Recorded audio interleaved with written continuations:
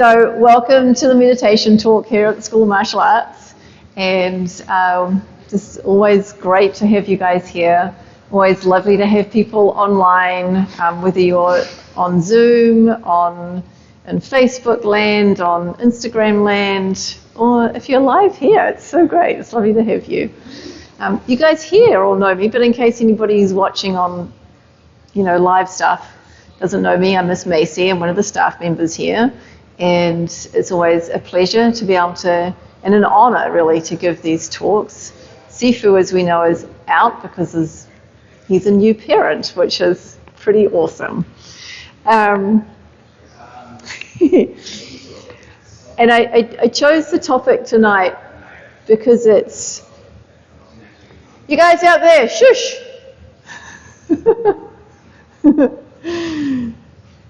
I chose the topic tonight because it's the question or the internal challenge of the week, which is to be with something that you can't change.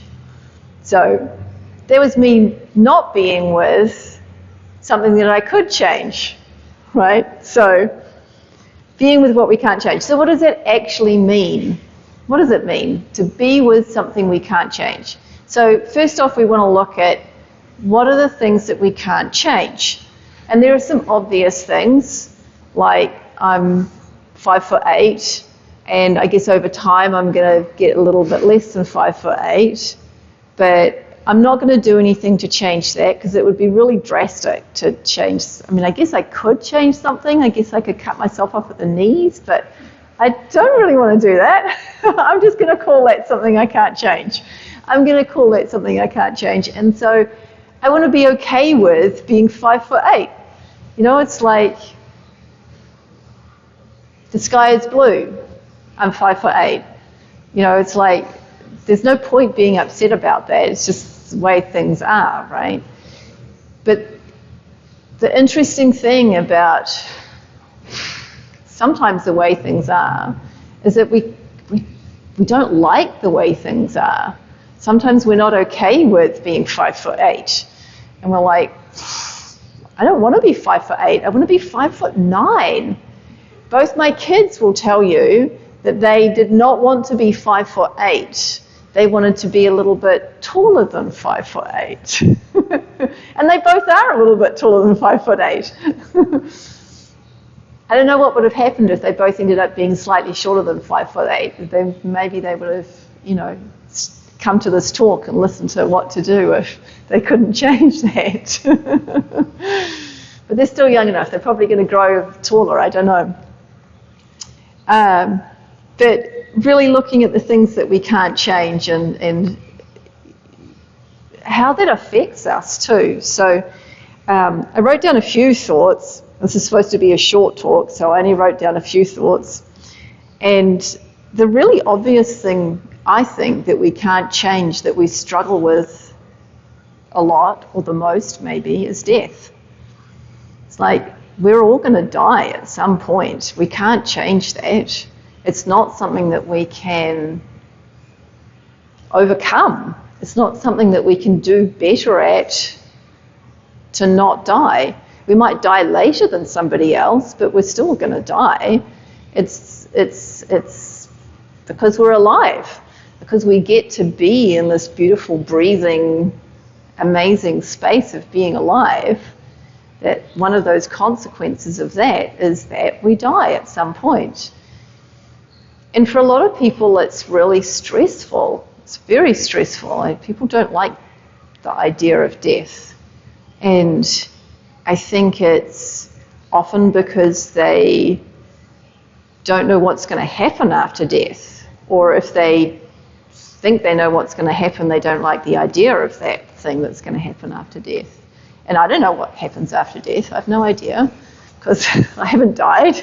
And I don't know anybody who's come back from the dead, although a lot of people say that we reincarnate, so maybe my soul knows what's going to happen, and then, it's whatever it is.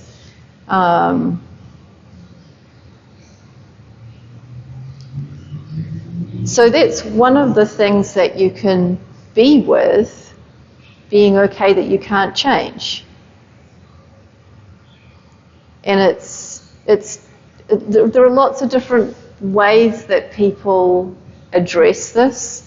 A lot of the monks in a lot of different traditions will go and sit and pray or meditate actually sit in cemeteries, so that they're surrounded by death. They're surrounded by the passing of people's souls, and contemplate that and sit and be with that. And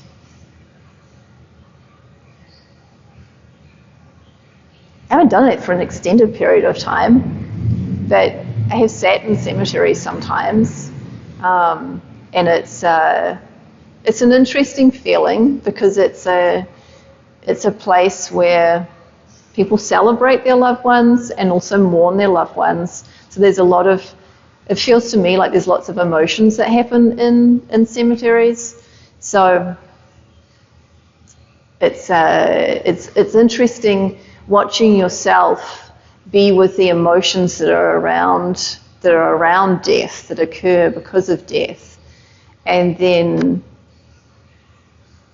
being able to step beyond that and be okay with the emotions and everything else that comes up with that, and just being able to be with the emotions that you have, or the emotions that you imagine might come up, or anything like that, and be with the sorrow and the loss, right? Because when you die, there's always loss.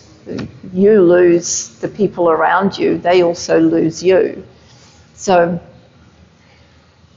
I think that's one of the reasons why people fear that. But can you be with that? Can you be with the sorrow and the loss? Can you be with the celebration that your life has been? Can you be with all the things that you did and that you didn't do? They're really great questions, and I don't have the answers for them, but they're great questions. So I wrote down that our life is finite because our time is limited.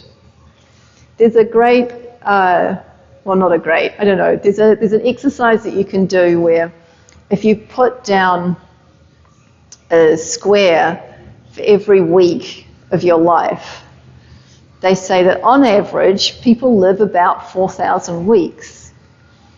And I did this exercise a little while ago, and you colour in the number of weeks that you've been alive. So you can kind of get a really good sense of, I mean, obviously you can do the math as well, but you can actually visually see, oh, I've been alive this much and I've probably got about this much left to go. It's a really cool exercise, so I encourage you to do that if you feel so called to. And it's interesting because with the looming death that you know is coming, it kind of gives you a sense of urgency, right? To be able to really be with how much time you have left. And I know Hudson's got way more weeks than I have left. Fingers crossed, right? Because who knows when we're going to get run over by a bus. When, no, touch wood, that doesn't happen. But, you know, it's life is uncertain, and let's make the most of it, because why not? It's the best, it's the only life we're going to know. Even if we are reincarnated, we're not going to know the last life. So this is the only one that you've got to know. So, you know, make the best of it. And then, of course, there's always the serenity prayer, which I have heard called the serenity, courage, and wisdom prayer. And you probably know it, but it's the serenity to accept the things I can't change, the courage to change the things I can, and then the wisdom to know the difference. And that first line, having the serenity to accept the things I can't change, is really what meditation is about.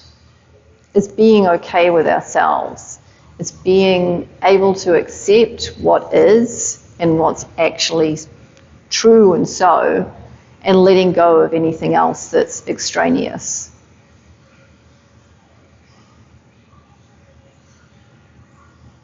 So that's a really heavy concept to still have in our minds as we sit and meditate, but a really important one. So I invite you tonight to take that concept of the things that you can't change, whether it be your height or, you can change your hair colour, I guess. I guess you can change your eye colour too, but all sorts of things. But you can't change who you are at the core of who you are. And being in touch with who you are at the core of who you are until your death is something that is truly remarkable and allows you to be able to walk through into life, bringing the courage that you need to change the things that you need to change. And I think having the wisdom to know when you can't change things and be okay with those things. So I'm going to take a moment tonight we're going to take a long moment tonight because we're doing a long meditation tonight, and we're going to sit and contemplate death. Thank you. Is Julie get the lights? Thank you, ma'am.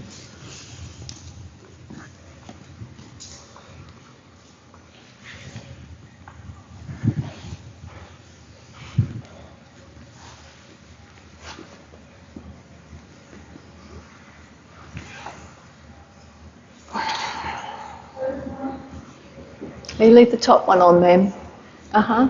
But turn it down.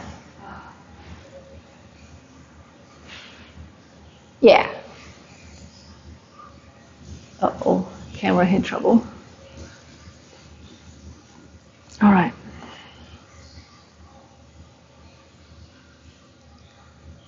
So as we sit, we're going to sit with our knees lower than our hips. A spine straight, chin parallel to the floor, spine straight, eyes upturned, looking towards the third eye, the point between your eyebrows. We're going to start with some breathing together. So start with all the breath out, breathe in, hold,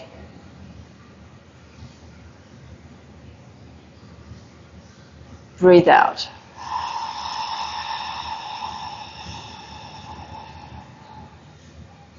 Breathe in, hold, breathe out.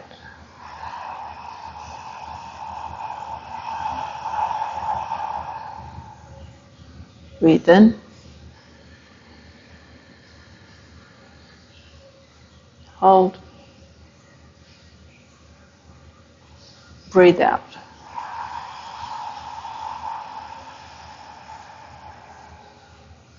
Breathe in,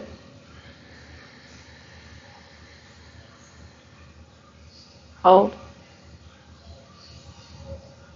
breathe out.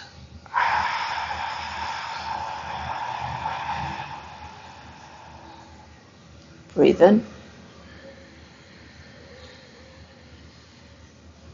hold, breathe out.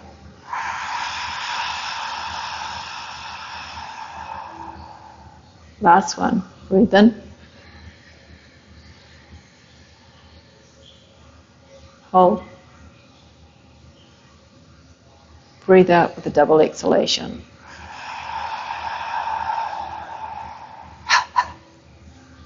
Let the breath come in, and let the breath go out.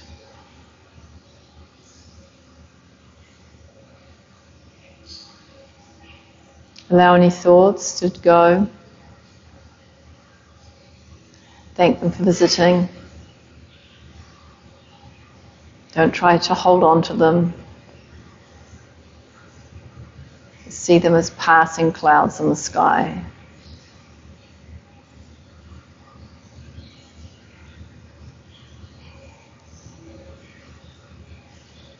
And focus on your breath and be here now.